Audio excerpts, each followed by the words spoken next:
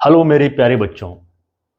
आज का हमारा टॉपिक है आवेशों के प्रकार से संबंधित प्रयोग।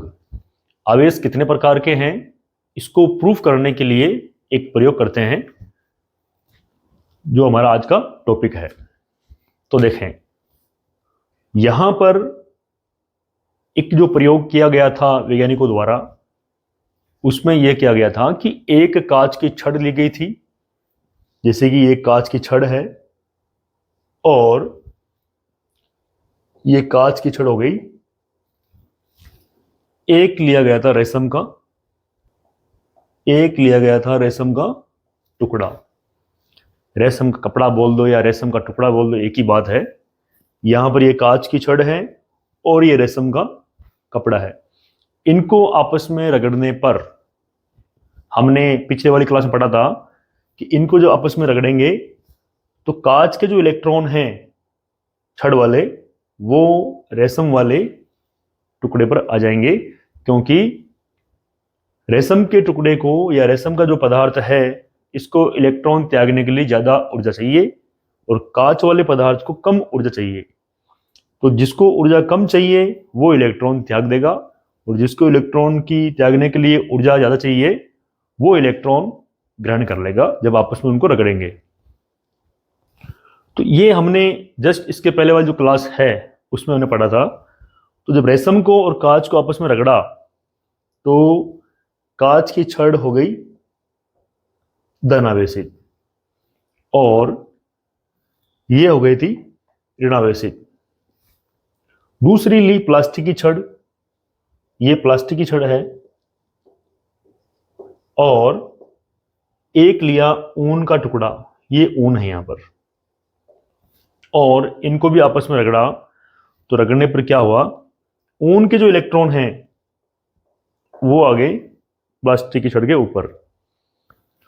क्यों आ गए? क्योंकि प्लास्टिक की छड़ को इलेक्ट्रॉन त्यागने के लिए ज्यादा ऊर्जा चाहिए ऊन की तुलना में। तो जिसको ज्यादा ऊर्जा चाहिए वो इलेक्ट्रॉन ले लेगी और जिसको कम ऊर्जा चाहिए वो इलेक्ट्रॉन त्याग देगी। तो यहां से जब ये ऐसा हुआ, इलेक्ट्रॉन यहां से इसके ऊपर स्थानांतरित हो गए रगड़ने के बाद में, घर्षण करने के बाद में, तो ये जो प्लास्टिक छड़ है ये हो गई थी ऋणावेशित। तो यहां पर कांच की जो छड़ है उसको रगड़ा गया है रेशम से और प्लास्टिक की छड़ जो है उसको रगड़ा गया है ऊन से। तो कांच की छड़ है धनावेशित और प्लास्टिक छड़ है ऋणावेशित। अभी हम क्या करेंगे, एक ऊपर छत ले लो या किसी भी चीज के ऊपर एक प्लास्टिक की छड़ को यहां पर लटका देंगे। तो यहां पर प्लास्टिक की छड़ जो है उसको ऊन से रगड़ के और यहां पर लटका दिया गया है। ये माइनस माइनस यहां पर लगा देते हैं। ये प्लास्टिक की छड़ है और दूसरी प्लास्टिक छड़ इसके पास में लाते हैं। ध्यान रखना, ये वाली यहां पर बांधी हुई है। छत ले लो या ऊपर कोई एंगल ले लो, यहां पर एक धागे से, ये धागा है, यहां पर ये धागा है और धागे से प्लास्टिक की छड़ को बांधा हुआ है। कब? ऊन से रगड़ने के बाद में। और यहां पर भी दूसरी प्लास्टिक की छड़ ली, पास में लाए इसके, ये भी प्लास्टिक की छड़ है। तो हुआ क्या, ये छड़, इसका जो सिरा है वो दूर हो गया। दूर हो गया इसका मतलब क्या हुआ, वो प्रतिकर्षित हो गई। तो इनके बीच में क्या हुआ, इनके बीच में हुआ प्रतिकर्षण। तो प्लास्टिक की छड़ के पास में दूसरी प्लास्टिक छड़ लाए ऊन से रगड़ने के बाद में, तो उनके बीच में हुआ प्रतिकर्षण। थोड़ा ध्यान रखना, ये पहली स्टेप थी। इसके बाद में यहां पर प्लास्टिक छड़ बांधी हुई है और उसके नीचे इसकी जगह अगर हम कांच की छड़ लाएंगे, जैसे कि यहां पर हम कर देते हैं, अब ये प्लास्टिक छड़ वाला तो हो गया कि इसमें क्या हो रहा है, प्रतिकर्षण हो रहा है। अब अगर इसकी जगह कांच की छड़ लाएंगे तो यहां कर दो प्लस और यहां लिख दो कांच की छड़। तो कांच की जो छड़ है लाएंगे, ये दूसरी स्थिति हो गई। तो उस स्थिति में क्या हुआ, ये जो सिरा था इस प्लास्टिक छड़ वाला, ये इसके पास में आया। तो पास में आया इसका मतलब क्या हो गया, ये हो गया आकर्षण। तो यहां पर अब इनके बीच में क्या हो रहा है, आकर्षण हो रहा है। ये प्लस प्लस लिखे हुए यहां पर और ये माइनस माइनस लिखे हुए हैं। तो कांच और प्लास्टिक छड़ के बीच में क्या हो रहा है, आकर्षण हो रहा है। ये हमारे पास में दूसरी स्थिति आई प्रयोग की।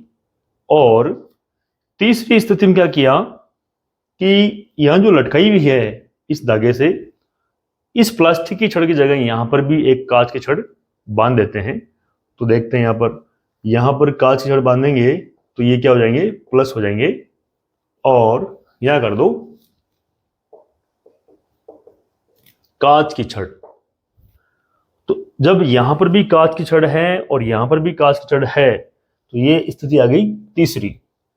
और इनमें भी वापस क्या हुआ, प्रतिकर्षण। तो यहां लिख सकते हैं हम प्रतिकर्षण। तो ध्यान रखना, जब दो छड़ें समान हैं, दोनों ही कांच की है, तो उनके बीच में हो रहा है प्रतिकर्षण। या दोनों ही प्लास्टिक की छड़ है तो उनके बीच में भी क्या हो रहा है, प्रतिकर्षण। लेकिन एक कांच की है एक प्लास्टिक की है, उस स्थिति में इनके बीच में आकर्षण हो रहा है। तो इसका मतलब यह हुआ कि इस जो समान प्रकृति का जो आवेश है उनके बीच में होता है प्रतिकर्षण। जैसे कि यहां पर भी प्लस है यहां पर भी प्लस है, दोनों प्लस प्लस के समान हो गए, तो समान प्रकृति के आवेशों में हो रहा है यहां पर प्रतिकर्षण। और इसके जो पहले वाली कंडीशन थी, एक जगह प्लास्टिक थी एक जगह यहां पर कांच की छड़ थी, असमान प्रकृति का होगा, एक प्लस का एक माइनस का, उसमें होगा आकर्षण बल। तो यहां पर आवेश दो प्रकार के होते हैं। एक वैज्ञानिक थे बेंजामिन फ्रैंकलिन, बेंजामिन फ्रैंकलिन, उन्होंने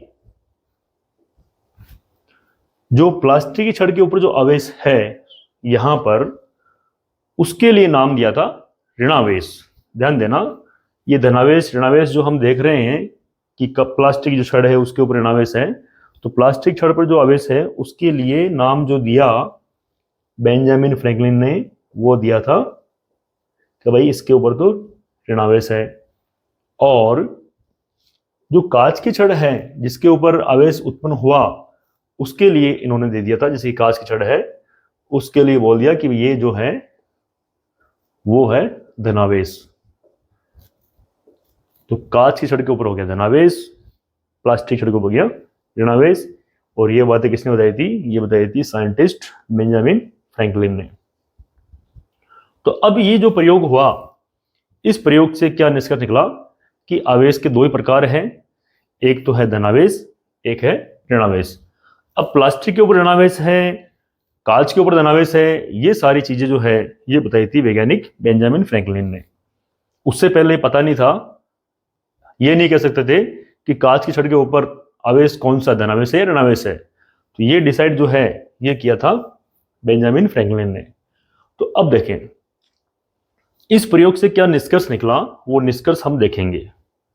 निष्कर्ष, इस प्रयोग से क्या क्या निष्कर्ष निकला, चलो देखते हैं। देखो, पहला निष्कर्ष ये निकला कि समान प्रकृति के आवेशों में होता है प्रतिकर्षण। तो लिख देते हैं यहां पर, देखो, एक समान प्रकृति के आवेशों में प्रतिकर्षण होता है।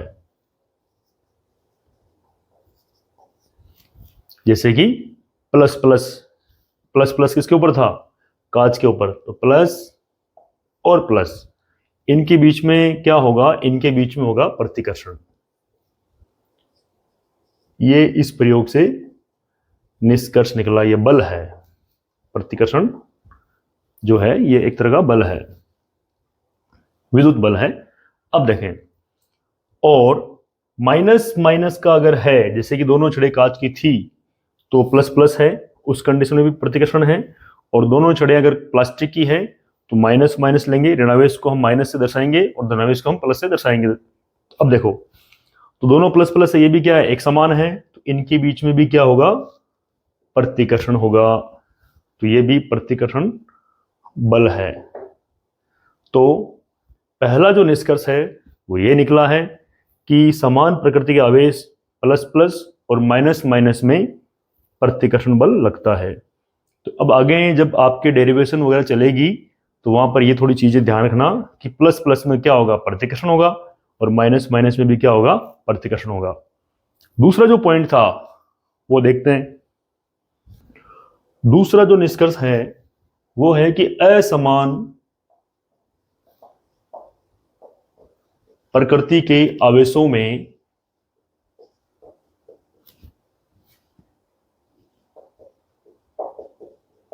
आकर्षण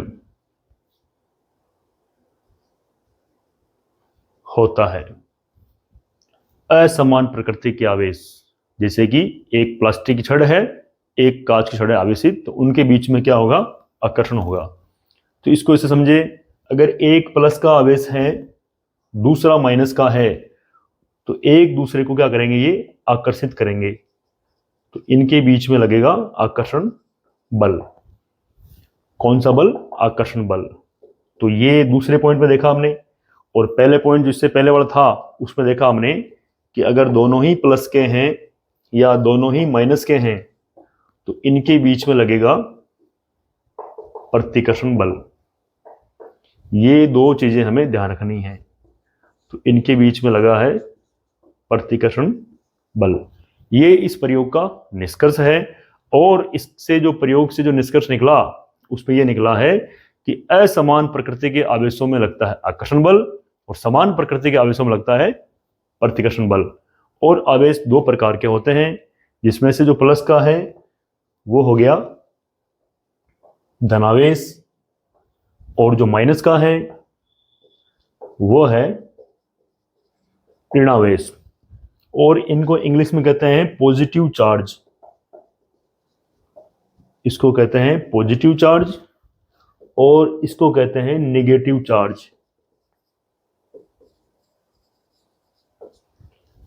तो ये इसका बेसिक फंडामेंटल हमें ध्यान रखना है। अभी शुरू शुरू में ये एक एक जो स्टेप है छोटी छोटी, ये आपको समझनी है ताकि आगे के जो चैप्टर है, आगे जो डेरिवेशन है, फंडामेंटल है, वो आपको एकदम आसानी से समझ में आ जाए। और एक चीज और ध्यान रखना है कि ध्रुवता क्या होती है।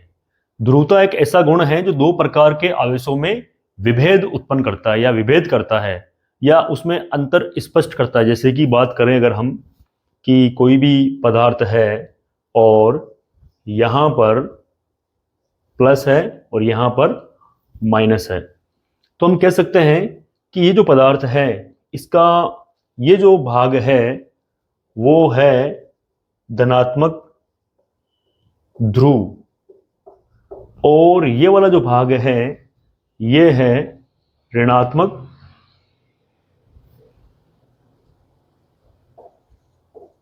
ध्रुव, यानी पॉजिटिव पोल और नेगेटिव पोल। जैसे चुंबक में लेते हैं हम, कोई चुंबक होती है उसमें एक N लेते हैं, एक S लेते हैं, तो नॉर्थ यानी उत्तरी ध्रुव, साउथ यानी दक्षिणी ध्रुव। तो ध्रुवता की परिभाषा इस प्रकार हो जाएगी कि वह गुण जो दो प्रकार के आवेशों में विभेद करता है, आवेश की ध्रुवता कहलाती है। तो देखो लिख लेते हैं यहां पर, वह गुण जो दो प्रकार के आवेशों में विभेद करता है, यानी अंतर स्पष्ट करता है, विभेद करता है, आवेश की ध्रुवता कहलाती है या कहलाता है, एक ही बात है। तो ये इसकी परिभाषा हो गई। ये थोड़ा सा आप ध्यान रखना है कि आवेशों के जो अंतर होते हैं या प्रकार होते हैं उनके बारे में विभेद करते हैं कि ये वाला पॉजिटिव है, ये वाला नेगेटिव ध्रुव है, तो इसे कहते हैं ध्रुवता। अब देखो, चालक तथा कुचालक, या इसको विद्युत रोधी भी कहते हैं और इसको अचालक भी कहते हैं। तो विद्युत रोधी, अचालक और कुचालक तीनों एक ही है, और चालक को इंग्लिश में कहते हैं कंडक्टर और विद्युत रोधी अचालक और कुचालक को कहते हैं इंसुलेटर। तो ये क्या होते हैं, ये किस प्रकार के पदार्थ होते हैं जो चालक होते हैं और किस प्रकार के पदार्थ होते हैं जो कुचालक होते हैं। तो थोड़ा बेसिक देख लीजिए यहाँ पर कि अगर ये जैसे कि कोई परमाणु है और उसका ये नाभिक है, नाभिक में प्रोटॉन और न्यूट्रॉन है और बाहर की कक्षा में ये इलेक्ट्रॉन है यहाँ पर। तो होता क्या है, ये जो नाभिक है इन इलेक्ट्रॉनों को अपनी ओर आकर्षित किए हुए रहता है, या यूं कहें कि ये जो इलेक्ट्रॉन बाहर घूमते रहते हैं ये नाभिक से बंधे रहते हैं और इन इलेक्ट्रॉनों को यहां से बाहर जाने के लिए या नाभिक से दूर जाने के लिए क्या चाहिए, ऊर्जा चाहिए होती है, एनर्जी। यदि परमाणु को ऊर्जा दी जाती है तो उसका इलेक्ट्रॉन जो है वो नाभिक से दूर जाता है, यानी ऊपर वाली जो ऊर्जा होती है उसमें घूमना शुरू कर देता है। लेकिन जब किसी भी पदार्थ के परमाणु को पर्याप्त मात्रा में ऊर्जा दे दी जाती है तो उसका जो इलेक्ट्रॉन है वो हो जाता है मुक्त। तो मुक्त हो गया, क्या हो गया, इलेक्ट्रॉन। कब, जब उसको पर्याप्त ऊर्जा मिल गई। तो मुक्त इलेक्ट्रॉन होने के बाद अब ये मुक्त इलेक्ट्रॉन पदार्थ से बाहर नहीं जाएंगे। जैसे कि यहां पर ये कोई तार है, यहां पर लोहे का तार है मान लो, या एल्यूमिनियम का मान लो। अब इसके अंदर ये परमाणु बने हुए हैं तो ये परमाणु से मुक्त हुआ है, जो परमाणु में जो नाभिक है उससे मुक्त हुआ है, यानी इस पदार्थ से बाहर नहीं जाएगा। जैसे कि ये इलेक्ट्रॉन है, अब ये जो मुक्त हुआ है, एक परमाणु से मुक्त हुआ है, दूसरे परमाणु से मुक्त हुआ है, ऐसे करके खूब सारे मुक्त इलेक्ट्रॉन ऐसे पदार्थ में हो जाते हैं। अगर खूब सारे अगर मुक्त इलेक्ट्रॉन हो जाते हैं थोड़ी सी ऊर्जा देने पर, तो हम कहेंगे कि वो जो इलेक्ट्रॉन है वो उसके अंदर चलने के लिए फ्री है। मुक्त इलेक्ट्रॉन का मतलब यह है कि वो अब कहीं भी गति करने के लिए फ्री है। और ऐसे जो पदार्थ होते हैं जिसके अंदर इलेक्ट्रॉन गति करने के लिए या आवेश प्रवाहित होने के लिए फ्री होता है, मुक्त होता है, उसे कहते हैं चालक।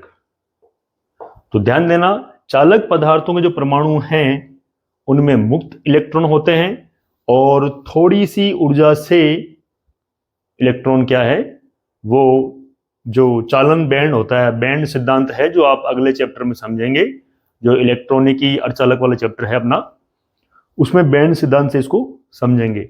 अभी आप इतना ध्यान दो कि ऐसे परमाणु जिनके इलेक्ट्रॉन थोड़ी सी ऊर्जा लेकर और उस परमाणु से मुक्त हो जाते हैं उन्हें कहते हैं मुक्त इलेक्ट्रॉन, और ऐसे पदार्थ जिसके अंदर मुक्त इलेक्ट्रॉन होते हैं उन्हें कहते हैं चालक। तो चालक की जो परिभाषा है वो लिख लेते हैं यहां पर। तो चालक की परिभाषा इस प्रकार होगी कि वे पदार्थ जिनमें से विद्युत आवेश या इलेक्ट्रॉनों का मुक्त प्रवाह आसानी से हो सकता है उन्हें कहते हैं चालक। तो देखो परिभाषा लिख लेते हैं यहां पर। वे पदार्थ जिनमें से विद्युत आवेश कौन करा, गति करेगा यहां पर इलेक्ट्रॉन। तो इलेक्ट्रॉनों का मुक्त प्रवाह है आसानी से होता है, चालक कहलाते हैं। तो लोहा तो एक एग्जांपल लिया है, बाकी जो चांदी है वो सबसे अच्छी सुचालक है या चालक है। तो धातुओं में जो सबसे अच्छी चालक है या सुचालक है जिसमें इलेक्ट्रॉन आसानी से प्रवाह हो सकता है वो है चांदी, सिल्वर। बाकी इसके अलावा फिर देखो कॉपर, एल्यूमिनियम, धातुएं जो करीब करीब आएगी वो सारी की सारी क्या है, सुचालक है। अब किसी की चालकता कम है, किसी की चालकता ज्यादा है। सबसे अधिक चालकता वाला जो धातु है वो है चांदी, सिल्वर। तो ये चालकता की परिभाषा है और यहां फिर से बता देता हूं मैं कि परमाणु का जो बाहरी कक्षा का जो इलेक्ट्रॉन होता है वही मुक्त होता है, अंदर वाले कक्षा का जो इलेक्ट्रॉन है वो मुक्त नहीं होंगे। वो सारे क्या होते हैं, अनपेयर्ड इलेक्ट्रॉन होते हैं, जिसको क्या बोलते हैं, अयुग्मित इलेक्ट्रॉन। तो ये बाहरी कक्षा वाले इलेक्ट्रॉन ही मुक्त होने का काम करते हैं। तो कम ऊर्जा से वो मुक्त हो जाता है क्योंकि उनका जो चालन बैंड और संयोजी बैंड होता है वो आपस में मिक्स रहता है, ओवरलैपिंग, एक में दूसरा फंसा रहता है, जिसके बारे में आप इलेक्ट्रॉनिकी वाले चैप्टर में आराम से पढ़ेंगे। तो ये इसकी परिभाषा है। अब लेते हैं हम इसको विद्युत रोधी या अचालक या कुचालक। अब जैसे कि बात करें कि कोई परमाणु है और उसके बाहरी कक्षा का जो इलेक्ट्रॉन है, बाहरी कक्षा का जो इलेक्ट्रॉन है वो ऊर्जा देने के बाद भी परमाणु से मुक्त नहीं हो रहा है। तो मुक्त नहीं हो रहा है और या फिर उसको चलने के लिए बहुत भारी मात्रा में ऊर्जा चाहिए, तो उतनी ऊर्जा लगाना प्रैक्टिकली पॉसिबल नहीं है। तो जैसे कि बात करें, जैसे कि परमाणु है, अगर इसके इलेक्ट्रॉन को मुक्त होने के लिए बहुत ज़्यादा मात्रा में ऊर्जा चाहिए तो ये इलेक्ट्रॉन इस परमाणु से, इस नाभिक के बंधन से मुक्त नहीं होगा, क्योंकि उस कंडीशन में क्या होगा कि इसका जो आकर्षण बल होगा नाभिक की ओर इलेक्ट्रॉन का वो बहुत प्रबल होगा और कोई भी ऊर्जा इसको मुक्त नहीं कर पाएगी। तो ऐसी कंडीशन में क्या होगा कि उस पदार्थ में जो ये मुक्त इलेक्ट्रॉन हैं वो नहीं होंगे। तो मुक्त इलेक्ट्रॉन नहीं होंगे तो फिर चलने का कार्य कौन करेगा? जब मुक्त इलेक्ट्रॉन नहीं है तो चलने का कार्य कौन करेगा? और ऐसी स्थिति में वो जो पदार्थ होगा वो हो जाएगा अचालक या विद्युत रोधी, या इसको कह दो कुचालक। तो देखें,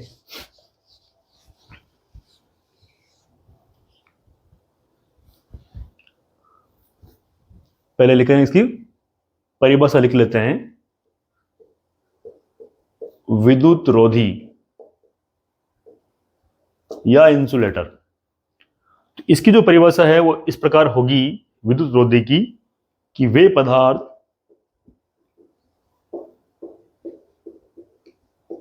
जिसमें से मुक्त इलेक्ट्रॉनों या कह दो आप आवेशों का प्रवाह है आसानी से नहीं होता है,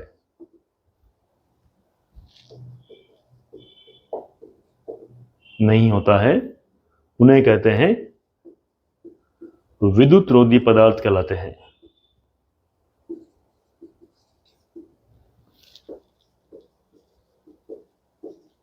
तो ये हो गई विद्युत रोधी की परिभाषा। और अगर बैंड की बात करें तो बैंड, इसका जो संयोजी बैंड और चालन बैंड है उनके बीच में बहुत ज्यादा अंतर होता है। तो उतनी ऊर्जा अगर इसको देंगे तो इलेक्ट्रॉन वहां पहुंच नहीं पाएगा, और वहां पहुंच नहीं पाएगा तो चलने के लिए फ्री नहीं होगा।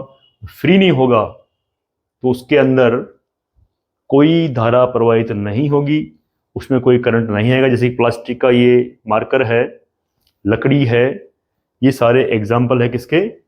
कुचालक के। तो जैसे ये ले लो, मान लो लकड़ी का ब्लॉक है, प्लास्टिक है, कागज है, तो ये सारे के सारे जो एग्जाम्पल है ये है विद्युत रोधी या कुचालक के। तो इनमें क्या होता है, मुक्त इलेक्ट्रॉनों का प्रवाह आसानी से नहीं होता है। आपको ये परिभाषाएं थोड़ी सी ध्यान देनी है। एक प्रकार का पदार्थ का नाम और आता है अपनी फिजिक्स में, जिसे कहते हैं परावैद्युत पदार्थ। इसे कहते हैं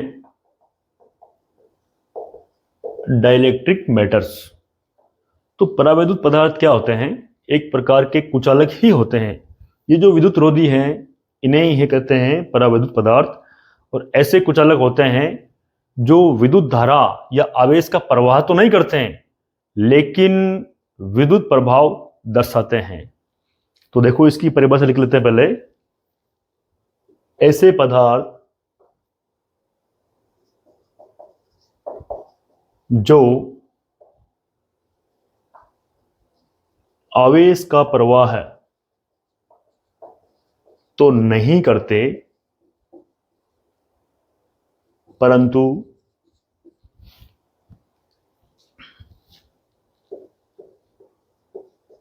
विद्युत क्षेत्र में रखे जाने पर विद्युत प्रभाव दर्शाते हैं, तो वो कहलाते हैं परावैद्युत पदार्थ। क्या कहलाते हैं? परावैद्युत पदार्थ कहलाते हैं। अब बात है कि ये विद्युत प्रभाव कैसे दर्शाते हैं। तो विद्युत प्रभाव को दर्शाने के लिए क्या होता है, जैसे कि अपन ये एक छोटा सा प्रयोग कर सकते हैं।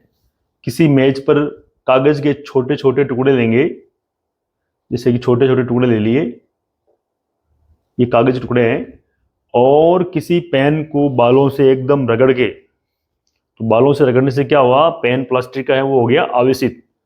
तो आवेशित होने से क्या हुआ, उसको अगर पास में लाएंगे उस पेन को जो बालों से रगड़ा हुआ है, तो वो क्या करेगा, इन कागज के टुकड़ों को अपनी ओर आकर्षित करेगा। क्या करेगा, इनको अपनी ओर आकर्षित करेगा। तो इसका मतलब क्या है, कागज जो है वो एक प्रकार का कुचालक है, लेकिन वो फिर भी प्लास्टिक के पेन की ओर आकर्षित हो रहा है। तो इसका मतलब क्या हो गया कि आवेश का प्रवाह तो नहीं कर रहा है, लेकिन ये विद्युत प्रभाव को दर्शा रहे हैं, इसीलिए इनको कहते हैं परावैद्युत पदार्थ।